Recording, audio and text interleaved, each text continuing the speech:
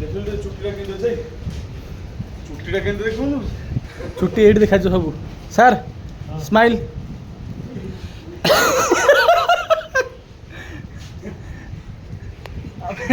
ବର୍ଷା ହେଉଥିଲା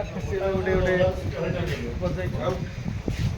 ମଉସା ଆପଣ ଏଠି କେତେ ବର୍ଷ କ'ଣ ରହିଲେଣି କୁହନ୍ତୁ इधर पे कितना साल बाद इधर आया एक महीना हुआ। एक महीना हुआ इधर था आंध्रा में था एडमिशन में काम करता था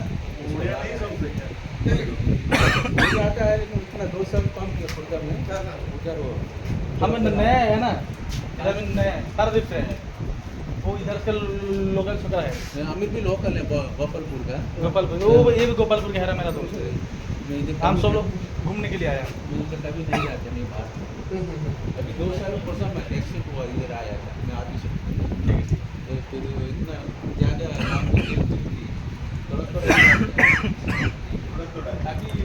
ଆମେ ସମସ୍ତେ ବର୍ଷାରେ ପୁରା ଓଦା ହେଇପଡ଼ୁଥିଲେ ଦେଖିଥିବେ ଆଉ ସାର୍ ପୁରା ଭିଜି ଯାଇଛନ୍ତି ପୁରା